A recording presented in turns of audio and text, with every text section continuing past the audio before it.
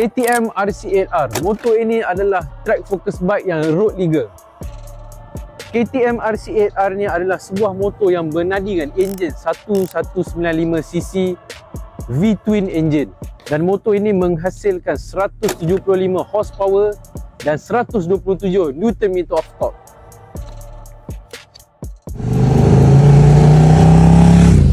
KTM dah banyak improve dengan model RC8R ni untuk fokus lebih dekat track dengan more power, better fueling, dan pada masa yang sama diorang kekalkan design yang cantik, yang unik, tapi handling masih responsif.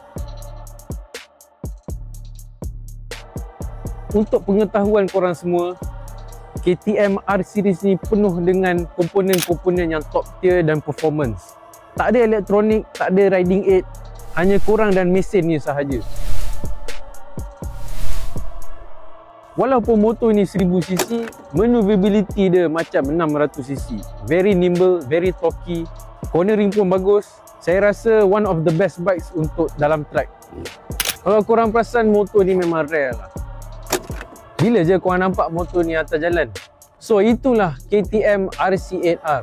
Kalau korang semua suka video-video review macam ni, komen dekat bawah motor apa korang nak next. Dan jangan lupa follow, like, komen dan share. Gerak lu!